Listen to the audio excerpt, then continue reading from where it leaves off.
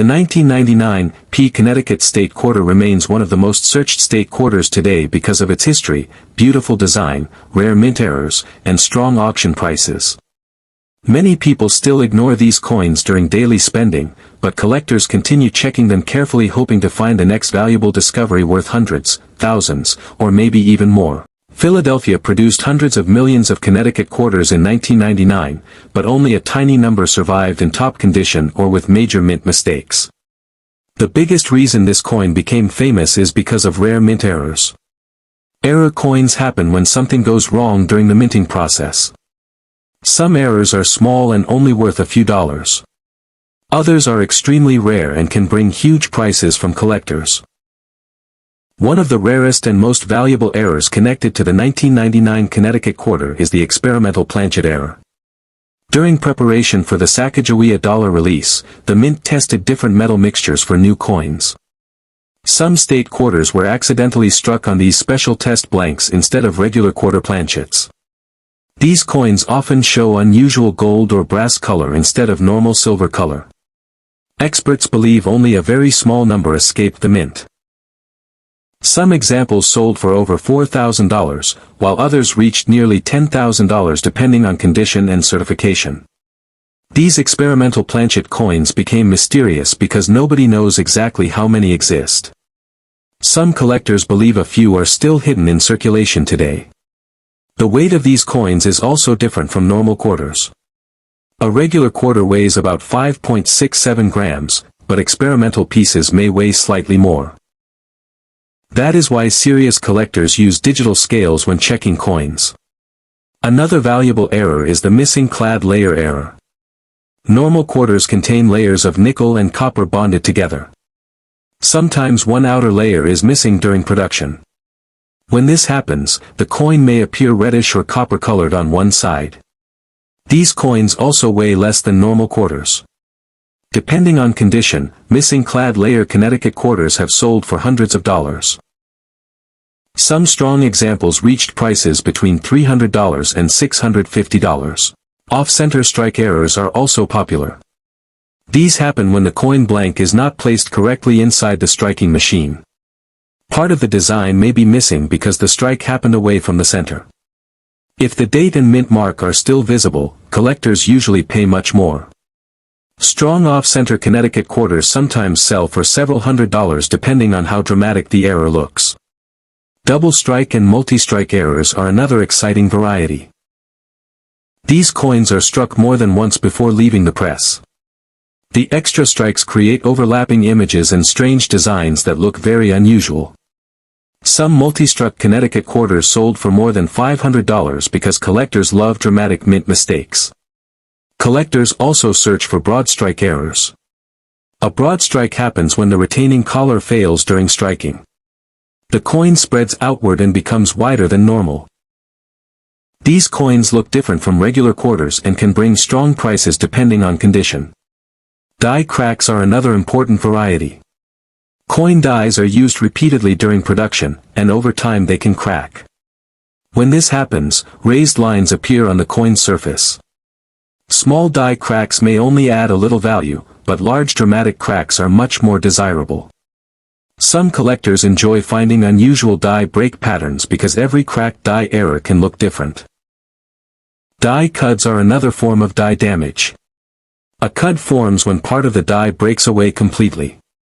This leaves a raised blob of metal on the coin where the missing die piece should have struck. Large cut errors on state quarters are very collectible and can sell for strong prices. Some collectors search for double die varieties. These happen during die creation when the design shifts slightly and creates doubling on letters or numbers. Real double dies are different from machine doubling. Strong examples may show doubling on Liberty, In God We Trust, or parts of the reverse design.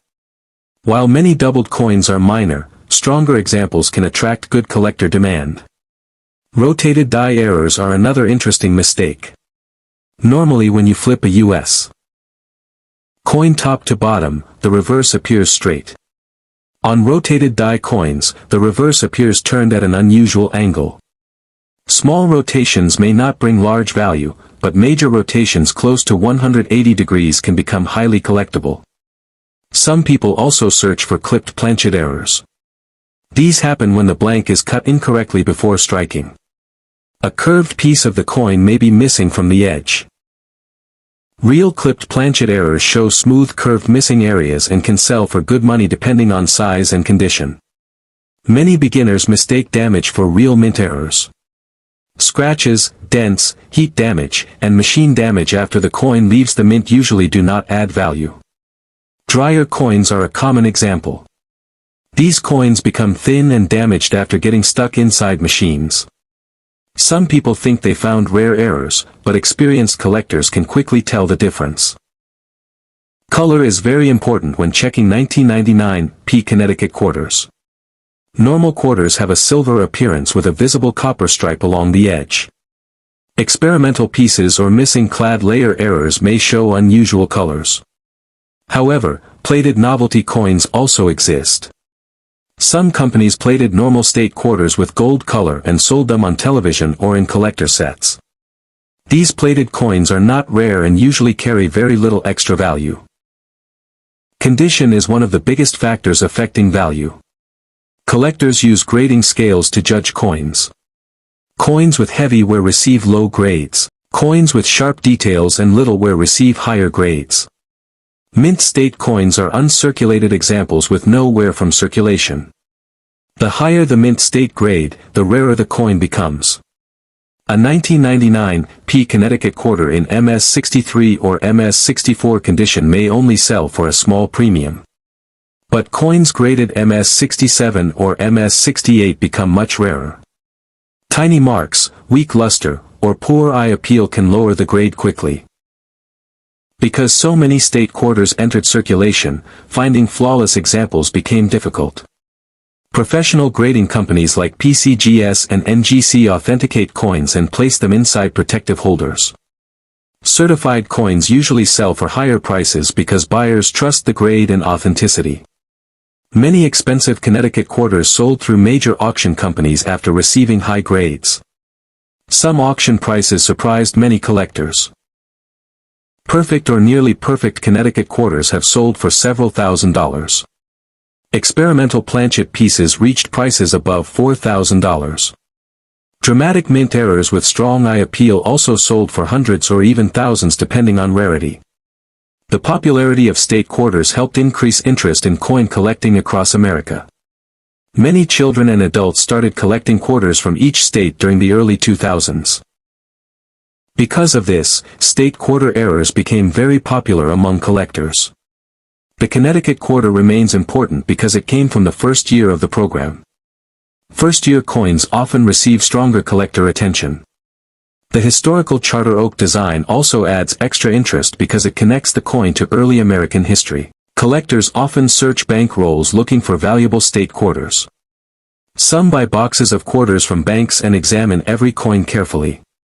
Others search old collections or inherited coin jars hoping to discover rare errors. While most coins are common, valuable discoveries still happen. Checking a coin carefully can make a huge difference. Collectors use magnifying glasses, strong lights, and digital scales to inspect coins closely. Small details sometimes separate a common quarter from a rare valuable error.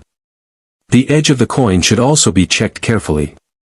Normal quarters show copper between outer nickel layers. Missing clad layer coins may have unusual edge appearance. Experimental pieces may also show different color or texture along the edge.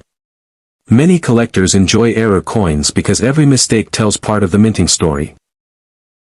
A crack, strike error, or wrong metal planchet shows what happened during production at the mint. Some rare errors are one-of-a-kind pieces that can never be repeated exactly the same way again. The internet also increased interest in rare state quarters. Online videos, auctions, and collector groups helped more people learn about valuable coins hiding in circulation. Some collectors now search every quarter they receive in change because valuable discoveries are still possible. Not every unusual-looking quarter is valuable, but learning the difference between real mint errors and damage is very important. Real errors usually show clear signs of happening during production.